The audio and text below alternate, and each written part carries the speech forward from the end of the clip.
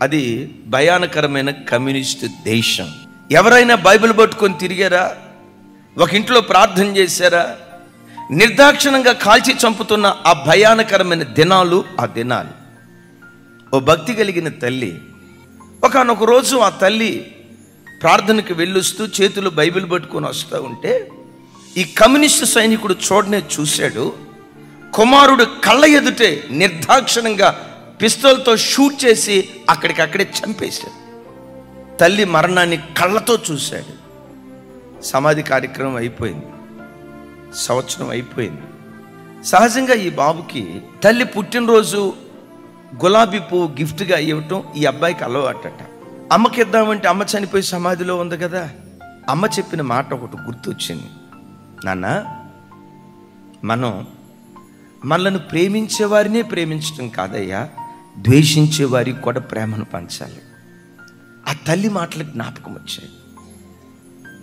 వెంటనే అమ్మకిద్దామని తీసుకున్న ఆ గులాబీ పువ్వు అమ్మను చంపిన ఆ సైనికుడు ఎక్కడుంటాడో తెలుసుకొని వెతికి మొత్తానికి ఆ ఆఫీస్కి వెళ్ళాడు.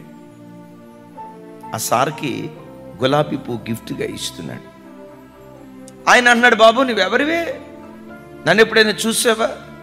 ఎస్ చూశాను అంకుల్. ఎక్కడ చూసావు? పలానా చోట. నాకు గులాబీ పువ్వు గిఫ్ట్గా ఇస్తున్నావు, నేను నీకేం ఉపకారం చేశాను? ఉపకారం కాదు కానీ అంకుల్, మా అమ్మని మీరు చంపారు అంకుల్.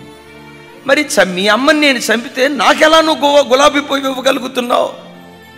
అప్పుడు చెప్తున్నాడట, మా అమ్మ మాకు నేర్పింది అంకుల్ ఒక పాఠం, ద్వేషించేవాడిని కూడా ప్రేమించాలి, మనల్ని శత్రువుగా ఎంచిన వారికి కూడా మనం ప్రేమను పంచాలి. ఇది ప్రభు మనకు నేర్పుతున్న పాఠమని యేసయ్య ప్రేమను గూర్చి మా తల్లి మాకు నేర్పింది, అందుకని ఇచ్చాను అంకుల్ గిఫ్ట్.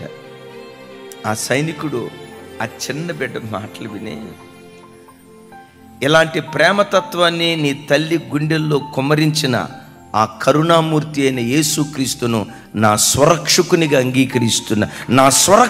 అంగీకరిస్తున్నానని అక్కడికక్కడే కమ్యూనిజం భావాలు విడిచిపెట్టి యేసుక్రీస్తు తట్టు తిరిగి పరిశుద్ధ గ్రంథాన్ని చేతబుని యేసయ్య ప్రేమను ప్రపంచానికి చాటి చెప్పే ఓ గొప్ప దైవ సేవకుడిగా మార్చబడ్డాడు.